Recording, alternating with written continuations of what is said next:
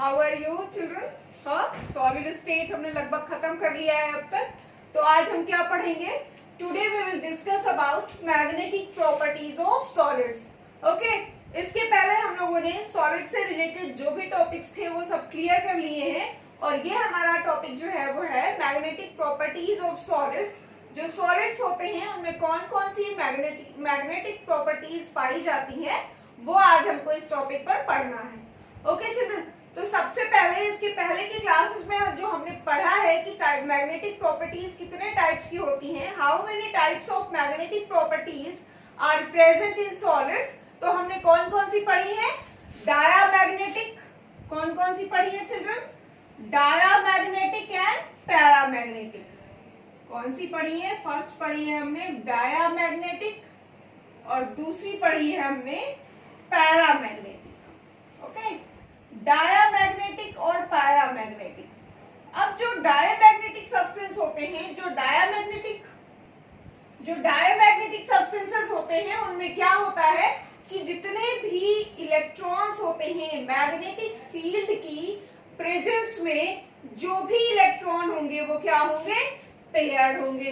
तो आपके जो डायामैग्नेटिक सॉलिड्स होंगे उन सॉलिड्स को जब मैग्नेट के इफेक्ट में देखा जाएगा तो क्या होगा? In these compounds, in these solids what happened, क्या होता है? All the electrons are paired. जितने भी इलेक्ट्रॉन्स होते हैं वो क्या होते हैं? पेयर्ड होते हैं। सभी युग्मित इलेक्ट्रॉन पाए जाते हैं। युग्मित का मतलब पेयर में, जोड़े में होते हैं, कोई भी अकेला, कोई भी सिंगल इलेक्ट्रॉन नहीं होगा। ओके चिल्ड्रन, अब जब सभी, अगर इसका मतलब ये है कि हमारे जो डायामैग्नेटिक सब्सटेंस हैं उनको जब मैग्नेट के इफेक्ट में रखेंगे, चुंबकीय प्रभाव में रखेंगे, तो क्या होगा? जो हमारे इलेक्ट्रॉन होंगे वो पेयर्ड होंगे और इसकी वजह से जो ये सॉलिड्स होंगे, जो क्रिस्टल होगा, वो क्या करेंगे? रिपल्शन शो करते हैं। क्या शो करते हैं? रिपल्शन। रिपल्शन क्या होता है? रिपल्शन का मतलब एक दूसरे से दूर जाने की कोशिश करेंगे। ठीक है, इसके एग्जाम्पल अगर हम देखें तो इसका एग्जाम्पल क्या है children? NaCl, sodium chloride, TiO2, P2O5, phosphorus pentoxide, ये सब एग्जाम्पल्स हैं। किसके एग्जाम्पल्स हैं? डायामैग्नेटिक सॉलिड्स के। ओके, इसके बाद हमें देखना है पैरामैग्नेटिक सॉलिड्स। अब ये जो डायामैग्नेटिक सॉलिड्स हैं, डायामैग्नेटिक सॉलिड्स में सभी इलेक्ट्रॉन पेयर्ड होंगे, इनमें रिपल्शन होता है और इसके अलावा इनका जो मैग्नेटिक मूवमेंट होगा दैट विल बी जीरो। ये मैग्नेटिक मूवमेंट जो है वो शो नहीं करते हैं, चुंबकीय आघूर्ण ये प्रदर्शित नहीं करते हैं। दूसरे हमारे सॉलिड्स होते हैं पैरामैग्नेटिक सॉलिड्स। चिल्ड्रन, कौन से होते हैं? Paramagnetic solids.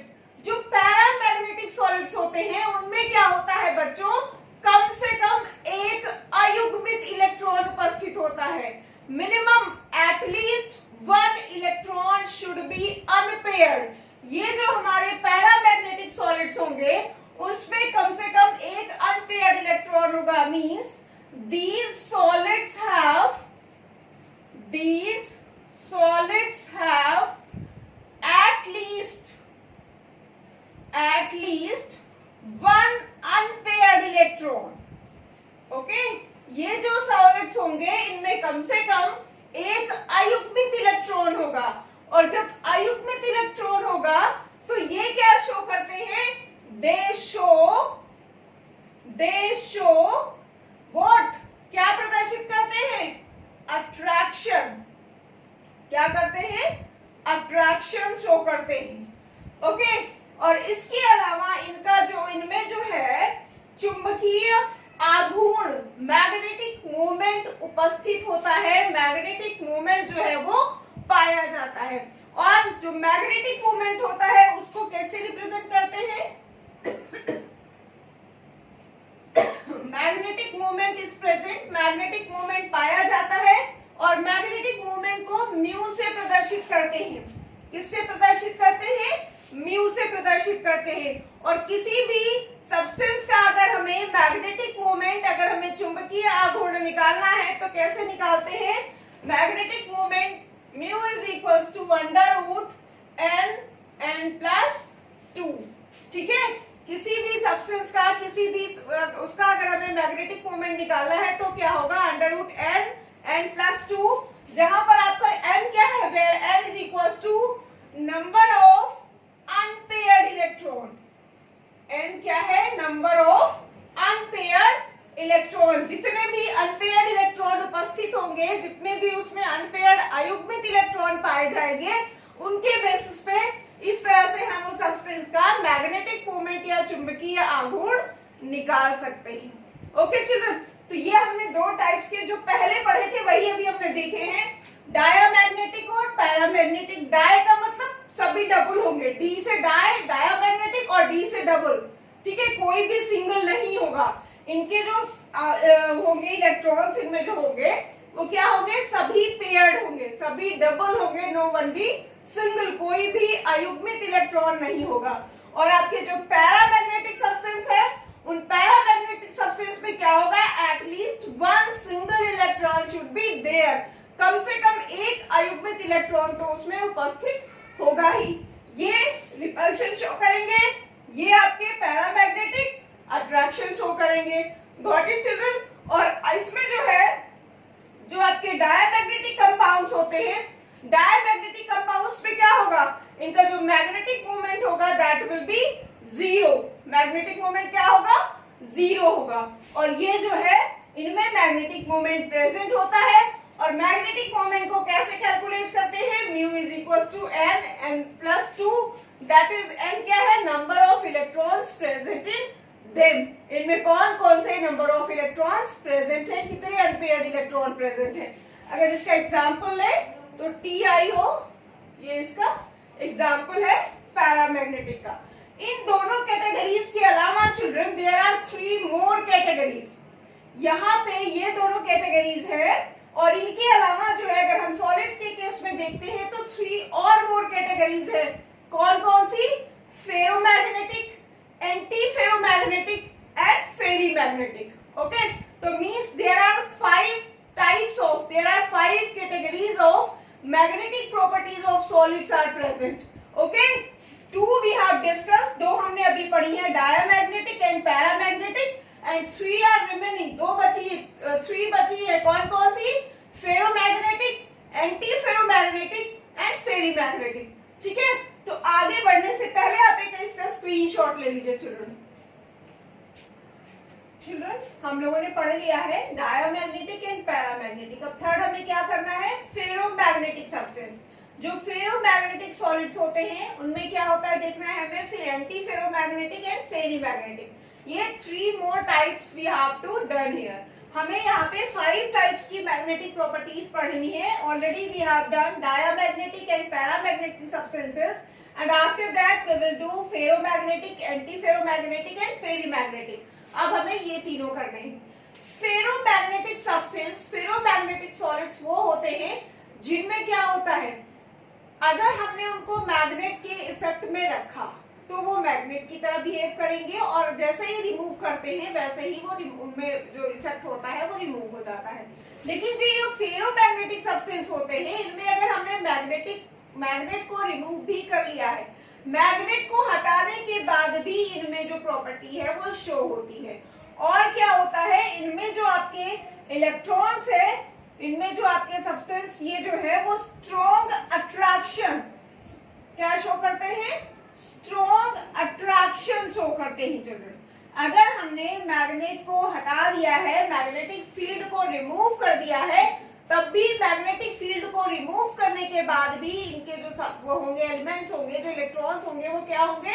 Maximum attraction show करेंगे, सबसे ज्यादा अधिकतम आकर्षण होता है इनमें। और इसके एग्जाम्पल आपके कौन से हैं? Iron Fe+3, CrO2। Okay, these are the examples of ferromagnetic. अब उसके बाद आपको देखना है एंटी मैग्नेटिक। एंटी फेरोमैग्नेटिक के जो आपके सब्सटेंस होंगे, जो इलेक्ट्रॉन्स होंगे, इनमें क्या होगा, इनमें आपके ये जो सब्सटेंस होते हैं ये रिपल्शन शो करते हैं चिल्ड्रन। क्या शो करते हैं? रिपल्शन। ओके, इनमें जो इलेक्ट्रॉन्स होंगे वो रिपल्शन शो करेंगे। रिपल्शन कब शो करते हैं? जब अनपेयर्ड इलेक्ट्रॉन्स होते हैं।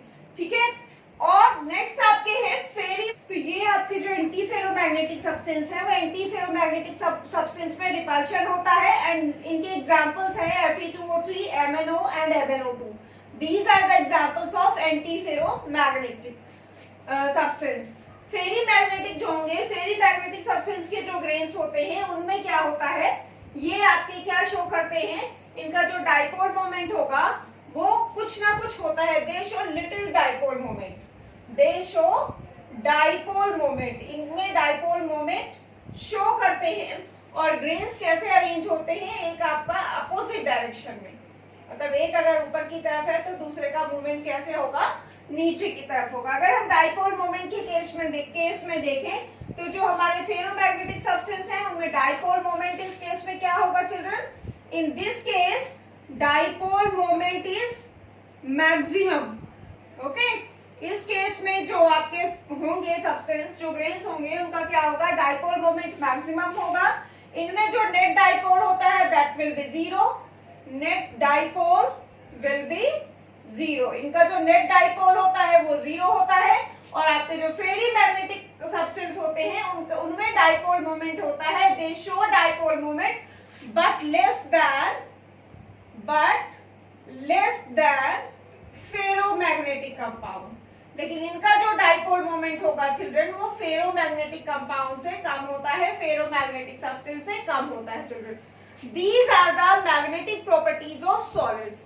Okay, ये solids की magnetic properties है। कितने parts में divide किया गया है? diamagnetic, paramagnetic, ferromagnetic, antiferromagnetic and ferrimagnetic. These 5 parts में इनको divide किया गया है। All the magnetic properties are divided in these 5 categories.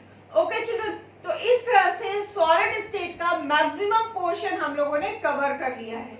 Okay, last आपका ये था मैग्नेटिक प्रॉपर्टीज और ये भी हमने कवर कर लिया है children. So we have done this. Okay children, thank you, have a nice day.